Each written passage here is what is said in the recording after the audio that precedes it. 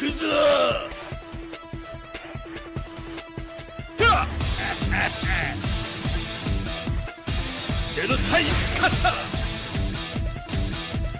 happening, everybody? Welcome back to Forgo. Today we got an updated tier list for all the new BS characters, Nameless and Ash, and we're also going to be throwing Shizuru in the mix. Now, before we get into this tier list, just know that this is completely subjective. This is just my opinion of who the best characters are, and I'm actually gauging characters a little bit differently than what I have before. Still similar, but I used to put a lot of stocks in guild rate, but I don't really anymore, guys. Not as much as I used to, because the truth is, characters are getting so strong, as we saw with BS Ash being 1-star, hitting 900 million. On some accounts, hitting 1 billion. Characters are getting so strong that guild rate's becoming just kind of a joke. It's becoming easier and easier and easier for characters to do. Even the characters that would be lower on my tier list still can get those keys in guild rate, still can get the max rewards for you. So I don't put as much stock in it. It's still a very valuable game mode because of the rewards that you can get out of it. But I'm looking at this tier list from a perspective of how well-rounded are the characters? How good are they in all the game modes? You know, whether it be Demo Space, Time Attack,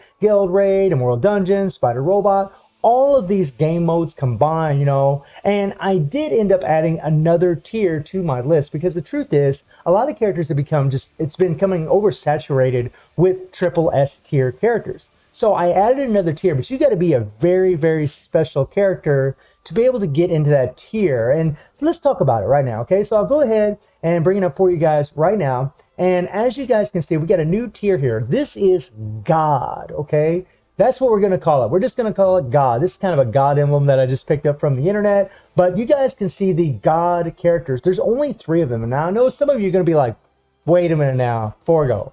What's going on here, man? Why isn't Ash in God tier? Why isn't Dizzy or even Ignatz in God tier? What's going on here, bro? Well, the thing is, guys, in God tier, you got to be the ultimate. And what I mean by that is you got to be a character that has godly damage, hint, hint, and has to have godly survivability. You need both. If you don't have both, there's no way you can become in the God tier. And the thing about God tier, at least for me, guys, when I'm doing this tier list, is only one character from each respective color can go up in here. Only one. All right? The reason Ash and the reason Dizzy are not up in these tiers is because their survivability is not as good as these characters. Now, in PvP, Ash and Dizzy are, because they have critical hit shields in their kits. They're actually godly in PvP as far as survivability, especially along with the core that Dizzy has from her Guilty Gear core. But in PvE, throughout the game modes, you know, Spider Robot, again, Demo Space, and all these game modes that we have in the game that are not PvP oriented, they don't have those shields. So they can actually take a lot of damage. It doesn't mean they're not awesome. They are awesome. But they're not God, okay? They're not God because they can just die so easy. This Ash is a very fragile character, guys. He can die very, very easily. He has nothing in his core. He has no decreased damage received. Nothing like that. He can croak easily. Dizzy, a little bit. I mean, it's going to be a little bit. She's got more survivability than him. One, because she's a balanced type fighter, but also because of her Guilty Gear core. You know, whenever you take a look at their cores, right? Whenever you take a look at the Guilty Gear cores, click on here, and we'll just take a look for Ramlethal right here. All the Guilty Gear characters do have this nice little core where they actually can decrease damage received by 70% for 3 seconds, right? But it's on a 15-second cooldown. So every other, 12 seconds, they're going to have this accumulation up, which is pretty damn sweet. But it's more or less on a 12-second cooldown. So that's something you got to keep in mind. So Dizzy, you know, whenever she's, you know, taking damage, she'll get this decreased damage received.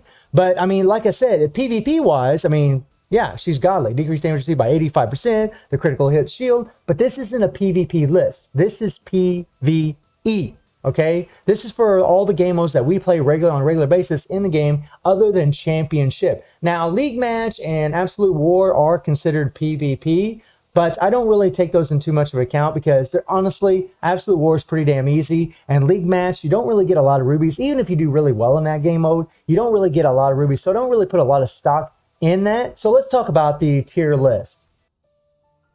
All right. So let's start off with the red tier list, guys. Now, Saul, obviously, guys, he's in God because his damage is insanely crazy. We compared him to Guinness and it was just nuts, doing over double damage, just ridiculous. Plus, he's got heals. He got heals in his 3PGs. He's got 3PGs that give him critical damage, attack, increased active skill damage, all these things. And that does make a difference in the amount of power that your character is going to have. Plus, he has the 5.5 times explosion. It's just nuts. He only has one dot. That is kind of a downfall to the character, but his survivability and his damage are just so good with his heals. He's also got the core where he can decrease damage received on top of having the heals, on top of having a shield. He's just godly, guys. He belongs in that god tier. He just belongs there. Now, I want to take a look at Guinness and Shizuru especially. Now, we did a comparison between these characters. Guys, just because I got Guinness above Shizuru doesn't mean I think he's better than her. Honestly, I think it's a tie. I think it really depends on the game mode that you're playing them in, and it depends on what dot you actually need to be applied to that game mode to be actually really relevant. Shizuru against Lunatic Omega is going to be better than Guinness. She has Starlight. She's going to easily do better than him. But Guinness against other guild raids is going to do better because he does a lot more hits. He can actually break meters a lot faster, and he has a shield. He has better survivability than Shizuru, as we established. So, I mean, it's one of those things where it really depends on the game mode that you're playing them in. And that's what I mean. You know, like, I was very conflicted about this. So they are tied, in my opinion. Maybe I'll come up with some kind of icon to show that they're tied. They're on a level playing field. It just depends on the game mode that you're playing them in. I mean, honestly, I'd probably give Guinness maybe the advantage in Spider Robot, maybe, because at least he does have shock damage. But you can easily throw in Shock Strikers. You can easily throw in Chill Strikers in Spider Robot. So I don't really put a lot of stock in that either. And I think for like Immortal Dungeons, Guinness might be better because he actually has a fairly long default and he has a long 3PG, whereas Shizuru has a short 3PG a short default animation, right? You have to rely on just using her long 3PG, which isn't a big problem, but because Guinness has the shield, he does have a little bit better survivability, but she's a defense fighter. I mean, you could really just argue back and forth about which one of these characters is actually better. I actually kind of give them a toss-up, guys. I really do, because it just depends on the game mode that you're playing them in. And then we get into the green. Now, Nameless, I mean, yeah, guys, he's God. Heal on his 3PG, like Saul. He's got a heal built into his kit, which is insane, and he's got the shield. And he's a defensive character. He has godly survivability. He has crazy freaking damage. He actually does more damage than Ash. It's just he doesn't do as many hits as Ash, so he can't break the meter as fast in Guild Raid. So in Guild Raid, you know, he's not the best. Like, he's not the best of all of the characters, but he's still godly. But in all the other game modes, like in Spider Robot, because of his burst damage, in the Immortal Dungeons, because he actually has a long default and a long 3PG animation, and he has an insanely regular long 3PG animation that's always available in the game, it just puts his stocks up something tremendously, right? Like, even if you didn't get this guy's 3PG, he's still going to be godly. He's still going to be godly because you can use the original 3PG that he already has in the game, and his damage is just nuts. Nameless is crazy. So I think he belongs in that god tier. Now, here's where we get some serious conflict, especially between these three characters, because Geese actually did get buffed up. They did make him stronger, right? And I did do a little comparison between damage between Geese and Eno, and the truth is, guys, like, it depends. I think it's the same situation as what we have with Guinness and Shizuru, right? It's just, it depends on the game mode. Like, I got three characters here that are all insanely good. Geese has really great damage. He has darkness, right? He has shock. He has two very good dot effects. Eno has shock and she has poison, but her poison actually gets removed because of her poison explosion. But her damage is just nuts. Now, I will say, of the three, her survivability, Eno's survivability, is the weakest. She does have the decreased damage received from her core, but that's going to be on a 12-second cooldown, whereas with Geese, he actually has decreased damage received on his first skill. And that's not on no 12-second cooldown. It's actually on a less amount of cooldown. They're both attack type fighters. So I feel like Geese has better survivability, and he has an insanely long 3PG. She has a long 3PG too, and actually both of them are amazing for time attack. Yuri has the better leadership of all these characters. Yuri has a long 3PG. Yuri has dot explosion on her third skill, right? Eno has dot explosion, in her core. It's hard for me to really gauge which of these characters is actually the best, because Eno she can solo Lunatic no problem against Nightmare Geese. She can do it all by herself. I've done it. She can absolutely destroy him all on her own, whereas Nightmare Geese actually has problems. Yuri can't do that. So, I mean, it's one of those situations, again, where I think it just depends on the game mode, right? I think Geese, like, overall, is the best for the Immortal Dungeons out of these three characters. I think he's the best. It's just, guys, he's just so good. His 3PG is just so long. He's godly in that freaking crap. And his leadership for the PG Ray leadership for attack type fighters is godly. But Yuri's leadership applies to all the all-star fighters. The BS, the collaboration, the all-star fighters that are in the game, the SS. Her leadership applies to all of them, that PG Ray leadership. It's godly, right? If I was going by leadership, she'd be right here. It's just, it's kind of like to me, it's like a toss-up between these three characters. I do think that all three of these characters are better than Marie, at least in my opinion. Marie does have Starlight, though. Marie is a really, really great character, and she does have a nice core with the DO6 collaboration, the decreased damage received that she has. I mean, she does have a really good core, but I just feel like these three characters, like PvE-wise, are actually just better, and it's really just, I mean, guys, look, there's an argument to be made for any one of these characters to be on top. There's an argument. I'm not saying that Eno is better than these other two characters. All right. I'm saying I think it just depends on the game mode. I think it depends on which Immortal Dungeon you're actually playing against, right? You need certain things against certain Immortal Dungeons to be the best. You need certain dots to be the best against Spider Robot. You need shock and chill, right? Well, this character's got shock. This character's got shock, right? This character's got the best leadership, right? The thing that hurts Yuri is she only has one dot. She just has burn, right? That's kind of the thing that makes Eno and Geese better. I mean, but again, Yuri's leadership is just so good. So let me know in the comments what you guys think, you know, like what order you think these three characters should be in. Honestly, I'm pretty dumbfounded. I don't really know, because when I think about the relevance of the character and I think about where they're actually good and how applicable they are in the game, it just feels kind of like a toss-up to me, and it feels like the game mode that you're actually playing them in. Then we get into the yellow fighters. Now, we got Chrysalid down here, who actually did get buffed up. He is way stronger than what he was before, and I did test his damage versus Ramlethal, and honestly, guys, even after his buffs, the damage is pretty much very, very similar. Their damage is very, very similar. Now, I didn't test with every single card set available, but I feel like Ramlethal overall is a better character than Chrysalid. She has the great PGRA leadership for the Guilty Gear fighters, right? And that's a good thing and it's a bad thing because it only applies to Guilty Gear fighters. However, she does have dot explosion in her kit. It makes her more viable in more Immortal Dungeons. Her default and her 3PG are both very, very long. She has Darkness and Starlight just like Chrysalid. He has Darkness and Starlight. But Chrysalid's 3PG can easily get interrupted in Guild Raid. Chrysalid doesn't have near the survivability she does. He does have a decreased damage received in his core, and it's actually a better decreased damage received. I believe his decreased damage received is actually by 80%, if I'm not mistaken, on his second skill. Let me take a look at him. I think it's by 80%, which is really, really high and very good. Yeah, decreased damage received by 80% for 3 seconds, right? So there's an argument to be made as far as, you know, who has the better survivability. But Ramlethal, I just feel like it's just overall just a more complete character than Chrysalid. I feel like she's better. I mean, he's got the better leadership of the BS fighters, the 60% increase, which is godly. But I still think that she is just overall better.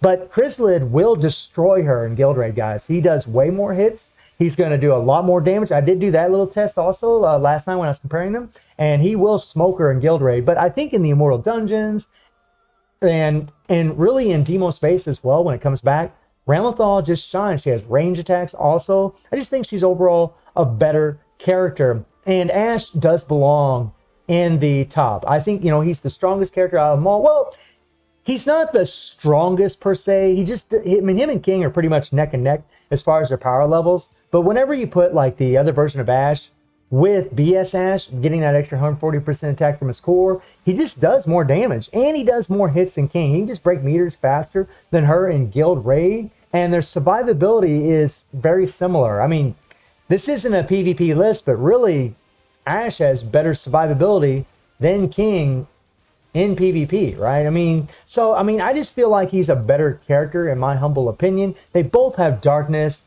I just think he belongs on top. And then we get over to the purple category where I've kind of switched around things. I did have Biken above Zero, but ever since Zero got his buffs, guys, he is so much better. He's so much stronger. It's even easier for him to solo guild raids now. And honestly, he's better in the Immortal Dungeons because one, he has a really great leadership for purple fighters, but two, his default and his 3PG are both very, very long. Whereas Baiken, her default is very, very short, but her 3PG is super long. But you when you play her, you got to make sure you're doing her 3PG. The animations, the length of the animations on the default and the 3PGs do make a big difference, guys, especially in Immortal Dungeons. I mean, if both their default and the 3PGs are long, you don't have to worry so much about them playing on auto, right? If they do their default or they do their 3PG, they're still going to delay the timer in the Immortal Dungeon. So in that respect, you know, Zero is better than Baiken. And really, as far as damage, I think their damage is pretty similar. I haven't tested it because my Zero is at a different level than my Baiken. But I think overall, he's just a better character, and he has a shield. The critical hit shield kind of hurts their value on a list like this because the critical hit shield is really for PvP. If this was a PvP list, I would probably put Baiken above Zero. Probably. I mean, I'm not really sure. It's kind of a toss-up for me, but then she might be better because Baiken's actually very, very tough to deal with in PvP. But in PvE, I just think, you know, let me know in the comments what you guys think, but I think Zero just belongs above her. And Leona, in my opinion, overall, is just a better character. Godly damage, godly survivability, because of the her shield, being a defensive character, and even though she only has one type of dodge, just burn. I mean, guys, she just does insane amount of hits. She's amazing in guild raid. She has a long default. She has a long 3PG. She's just godly. That's why she's in God mode. And then, of course, I didn't make any changes to the blue guys.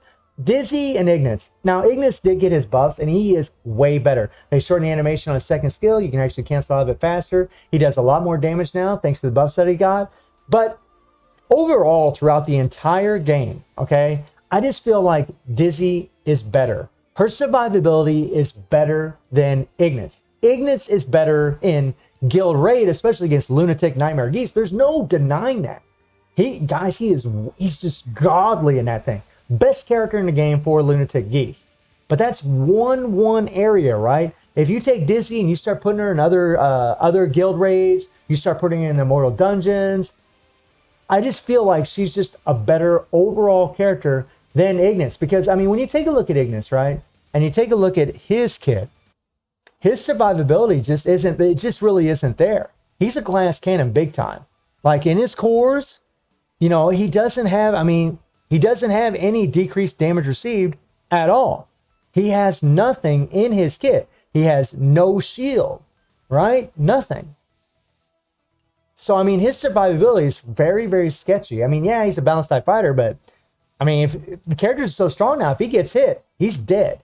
He is freaking dead. Whereas Dizzy at least has her core with the decreased damage received. And in all reality, in PvP, she's a whole lot more survivability than him because of her critical hit shield.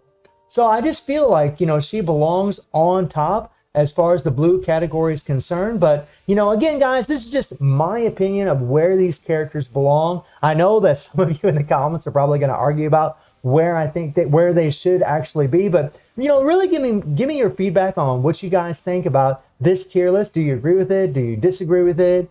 Do you think that some of these characters should be moved around? And again, this is just my opinion of who the best characters are in the game as far as just being, you know, overall good and multiple game modes. So let me know what y'all think about the tier list. And I do stream on Twitch at 9 p.m. GMT+7 time. The link is in the description below. And I hope you enjoyed the video. Thank you for watching. Y'all take care and have a good one. See ya.